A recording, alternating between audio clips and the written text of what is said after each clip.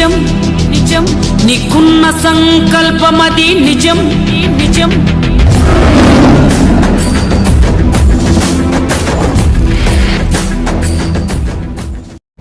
Okay, నమస్తే.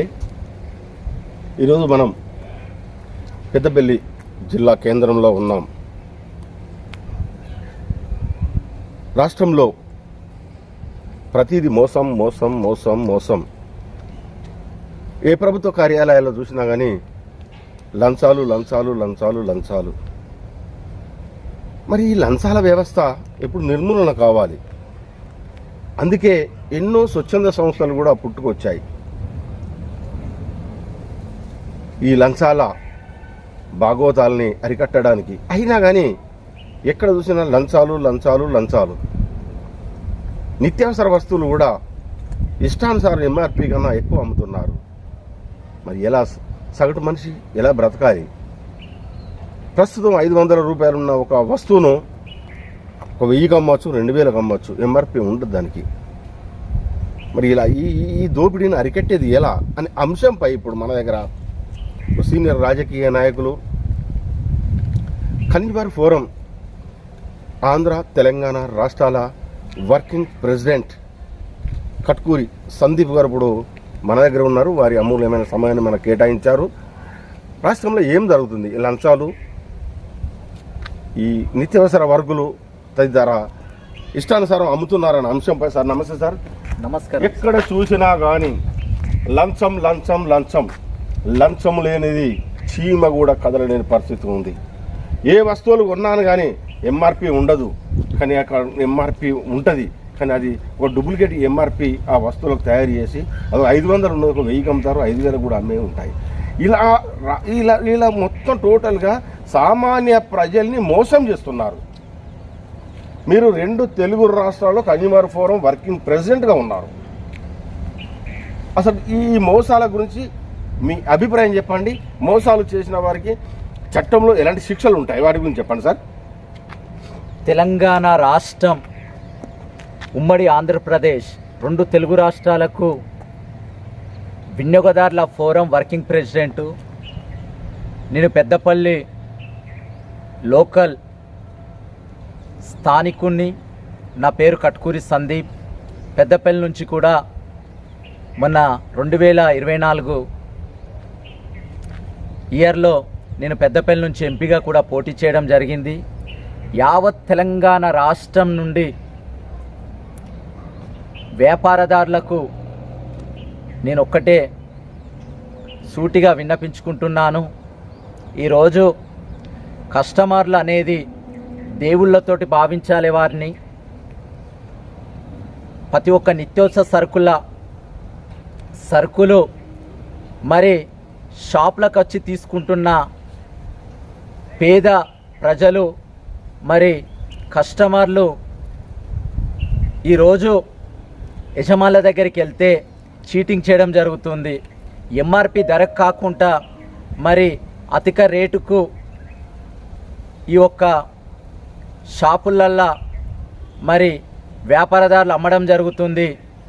తెలంగాణ రాష్ట్రం పెద్దపల్లి నియోజకవర్గంలో ఏ వ్యాపారంలో చూసుకున్నా కానీ చీటింగు, కల్తీ, మరి ఇలాంటి ఎన్నో చీటింగులు జరుగుతుంటే కూడా మరి మేము ప్రతిదానిపైన కానీ మా ఆల్ ఇండియా అధ్యక్షులు సుభాష్ బిహారీ గారి ఆదేశాల మేరకు యావత్ తెలంగాణ రాష్ట్రం 33 జిల్లాలల్లో ప్రతి ఒక్క వ్యాపారదారులకు సంబంధించిన డిస్ట్రిక్ట్ ప్రెసిడెంట్లకు కూడా కలవడం జరిగింది.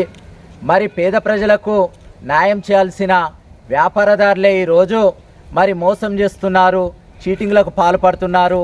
మరి క్వాలిటీ లేని, నాణ్యత లేని మరి ప్రతి ఒక్క సరుకులు కానీ ప్రతి ఒక్క బిజినెస్లా మరి కల్తీ.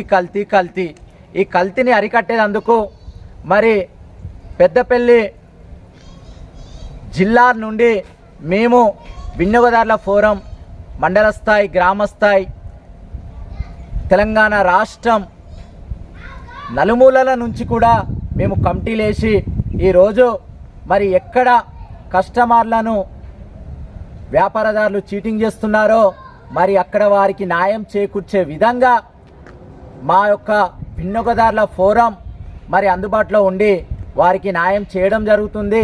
కస్టమర్లకు ఇలాంటి చీటింగ్లు ఇంకెక్కడ జరిగినా కానీ దానిపైన కఠినంగా చర్యలు తీసుకుందామని కూడా మరి మా తెలంగాణ స్టేట్ ప్రెసిడెంట్ అయిన యశోదారెడ్డి మేడం కూడా మరి పిలుపునివ్వడం జరిగింది.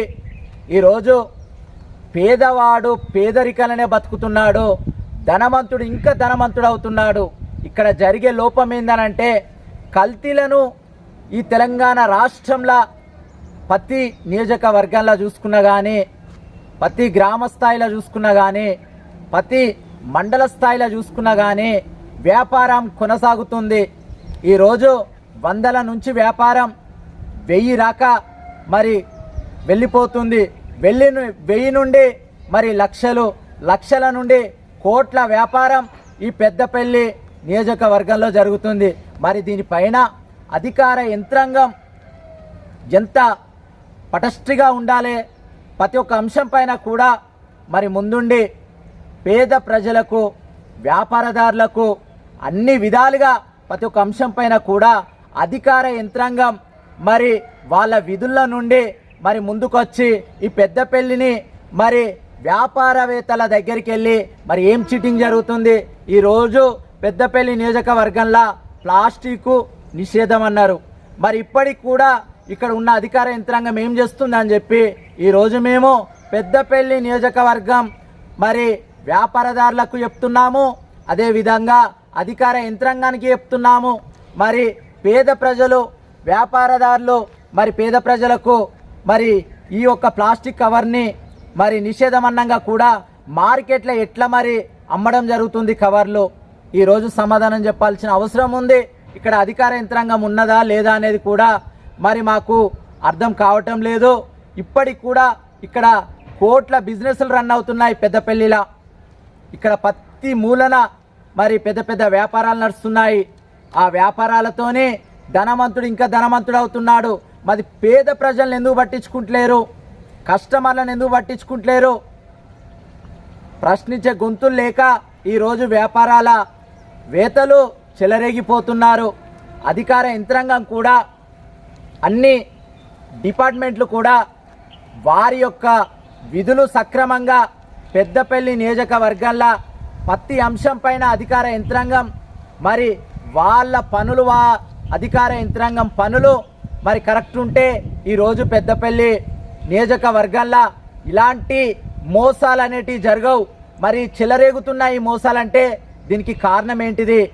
అధికారుల యంత్రాంగం నిర్లక్ష్యం వల్లనే ఈరోజు పెద్దపల్లి నియోజకవర్గం మరి డెవలప్మెంట్ కాలేని పరిస్థితిలో ఉన్నది. డస్ట్ పడుతుంది.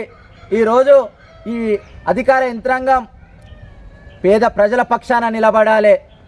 ప్రభుత్వ కార్యాలయాలకు వచ్చి వారి యొక్క సమస్య దరఖాస్తు రూపకంగా వారు అధికారులకు ఇచ్చినప్పుడు దాని మీద స్పందించాలి. అధికార యంత్రాంగం ప్రజలకు న్యాయం చేకూర్చే విధంగా మరి ముందుండాలి. ఈరోజు ఇక్కడ పెద్దపల్లి నియోజకవర్గంలో అది కనిపించడం లేదు.